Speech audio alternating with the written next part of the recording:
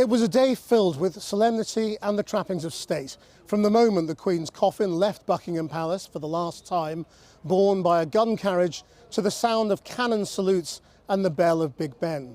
Tens of thousands of people lined the short route to Westminster Hall to watch the procession, led by King Charles and other senior royals. And now begins 4 days of lying in state. Our political editor, Gary Gibbon, is with me. Gary. The planning for this lying in state has been awesome, and it's gone on for years and years. As far as I can work out, you track it back to starting in the 1970s. And the plans have just got bigger and bigger to accommodate the fact that the reign of the Queen got longer and longer. The admiration for the Queen, the expression of love that we're seeing around here, they expected would get bigger and bigger, and the infrastructure needed to be bigger. And the expectation now in parts of government is that there could be 750,000 people trying to file past the Queen's coffin, and it's not at all clear that they'll all be able to do it by 6:30 in the morning on Monday, when the doors will be closed and the state funeral will begin. The other thing that we saw today, though, apart from all that infrastructure being laid out in front of us for the lying in state, was the ceremonial that immediately preceded it. That all worked to plan, and there's a feeling in the palace that this is done to honour the Queen, but also to show the world that Britain can do these things, and that worked today. We've got to remember, though, that the place that all this is happening in is our Parliament. Our politics has recently been convulsed. There is a crisis going on out there, and because of the length of the summer recess, the fact that the Queen has died and interrupted normal service in Parliament, there have actually been, amazingly, only 4 normal working days in Parliament since the 22nd of July. Normal service will resume, but for the moment, Parliament is the venue for national mourning.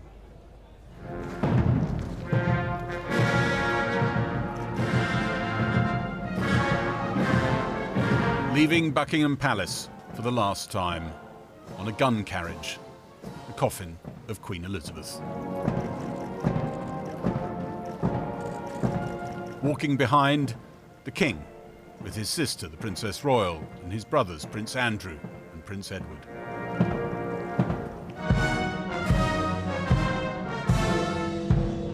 Big Ben chimed a muffled, mournful tone every minute as the precision-timed procession made its way to Westminster Hall to arrive as the clock struck 3. Some planes were diverted or cancelled. Many roads are now blocked off.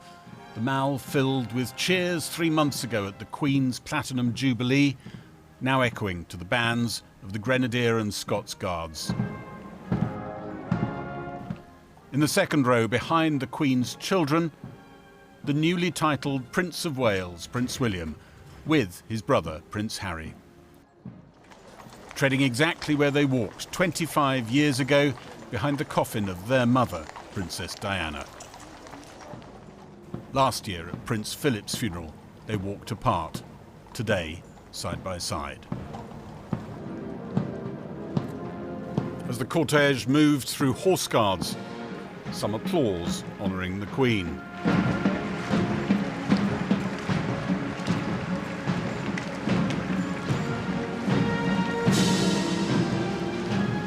In Whitehall, as they passed the cenotaph, a reminder of past controversies.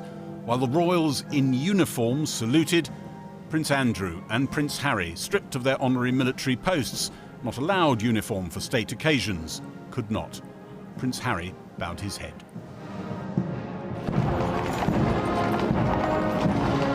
For some, the sight of the Queen's coffin, with the imperial crown resting on top, a moment of charged emotion.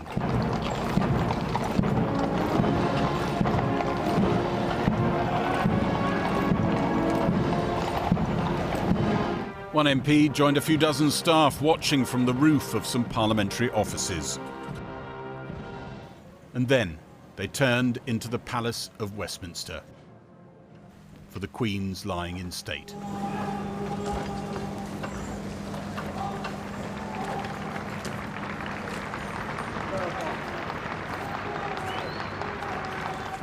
Bearer party, prepare to turn. Prepare to raise. Raise. Grenadier Guardsmen were pallbearers, Bearer party, inwards. Turn. lifting the lead-lined coffin. Bearer party, prepare to turn. Turn.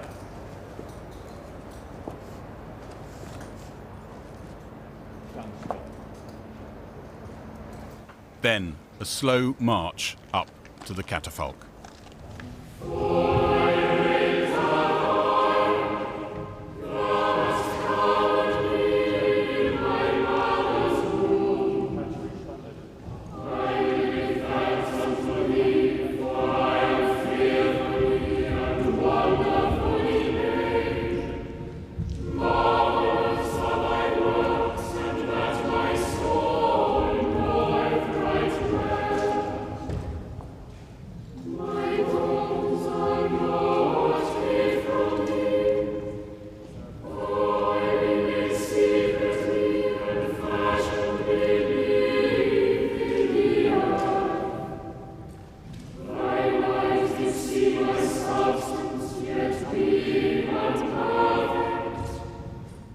More members of the royal family were now in attendance, the Princess of Wales and the Duchess of Sussex amongst them.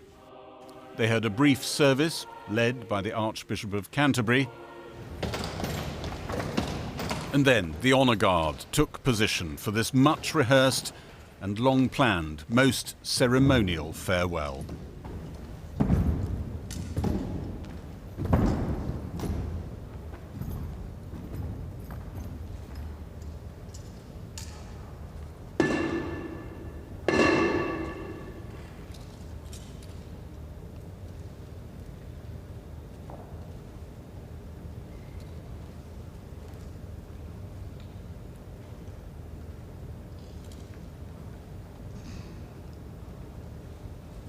The royal family left,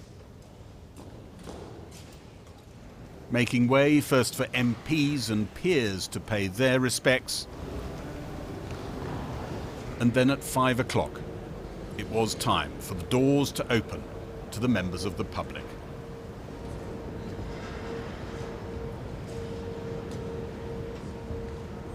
Some had been queuing for 2 days.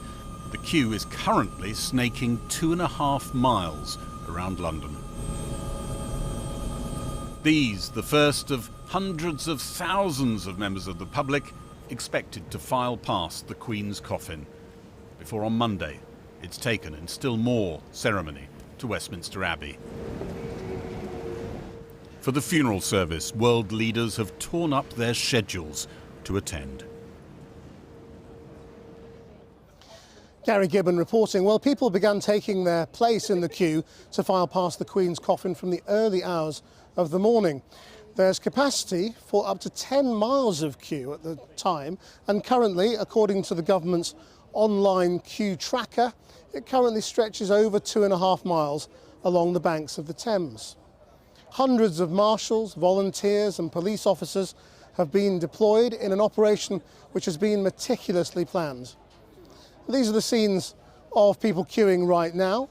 Our correspondent Victoria MacDonald is in among them. Victoria. Yes, well, Krish, I'm in Victoria Tower Gardens, and just behind me you can see the queue moving slowly but surely along around these gardens and slowly into the Westminster Hall.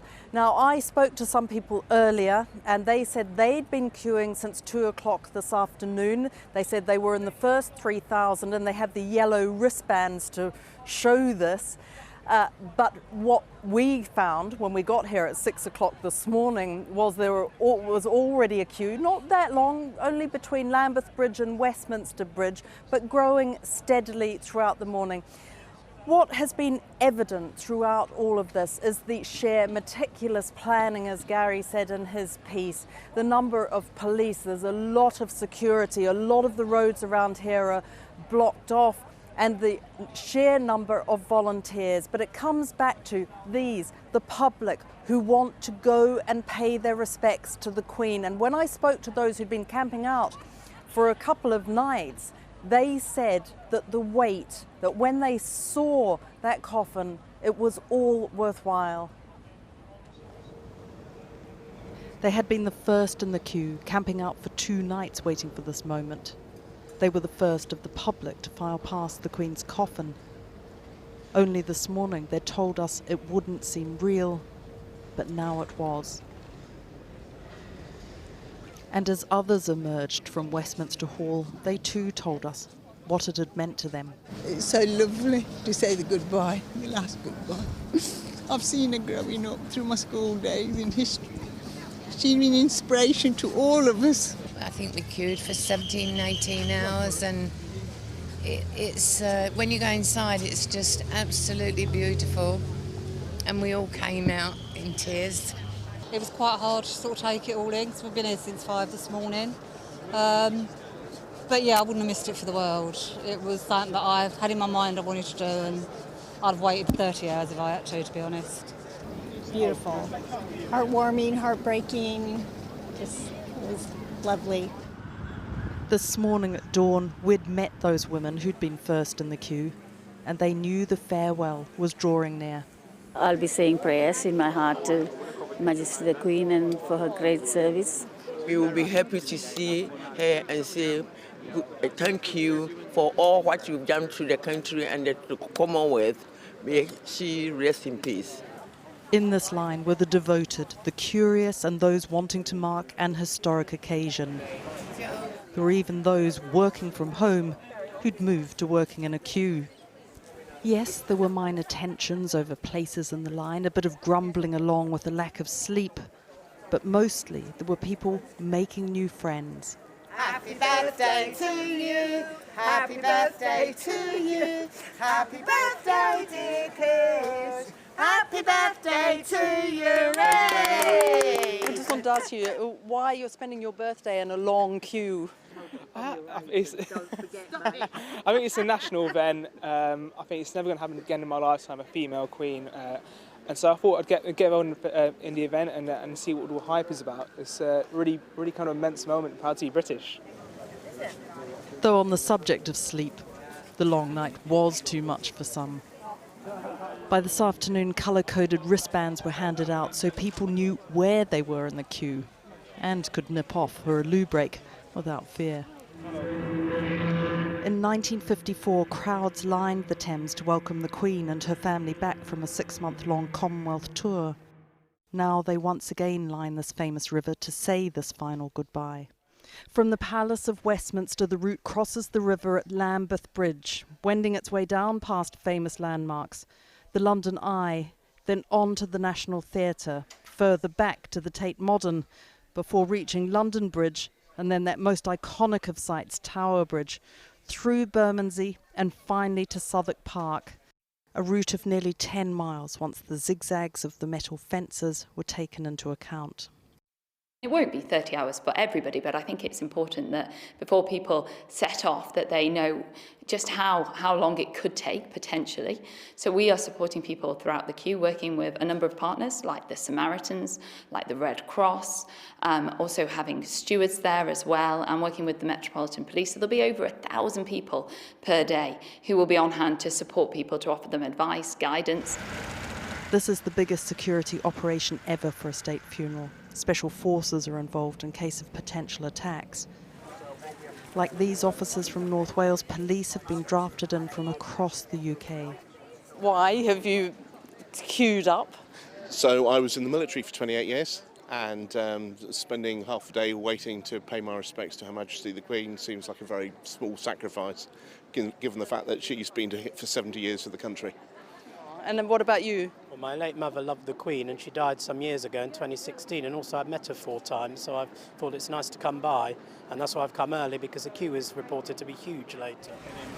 Just before 3:30, the line moved across Lambeth Bridge and into Victoria Tower Gardens, through security and to the doors of the Palace of Westminster. At 5 p.m, the doors finally opened. The government has consulted behavioural experts to try and estimate how many will want to pay their respects. One estimate is 400,000, but it could be far more. Westminster Hall will be open 24 hours a day until 6:30 a.m. on September the 19th, when the Queen will be moved to Westminster Abbey for the funeral. Well, our reporter Emily Wither is with those people currently at the end of that long queue. Emily, what's the mood like there? So we are at London Bridge at the moment, so we're about 2.5 miles along the River Thames to Westminster Hall where the Queen is lying in state, but the line is just, more and more people are joining on at the back. Just a moment ago this was the back of the line, so you can see just in the last couple of minutes how much it's grown. A minute ago you were at the back of the line. Where have you come from today? We've come from Essex. And you've got your children with you today. How long are you and your mother. How long are you prepared to wait? Well, we probably have to have a cut-off for the children by, say, 9 o'clock to get them home. You're hoping to get there by 9 o'clock, so you'll still be in bed. Yeah. Out on time. Yeah, exactly. Well, hopefully, but we'll see. We'll see where we are by that point. But it seems to move. When it moves, it seems to get a move on. But then when it stops, it feels a bit hopeless. Thank you. So yes, as you heard there, when it does move, it moves very, very quickly. It seems to move in batches, but just as fast as it moves, more and more people join on at the end. As Victoria mentioned there are wristbands being given out which give you a number so people can come and go and know their place. But this far back, the marshals just cannot keep up, so there's no wristbands this far back.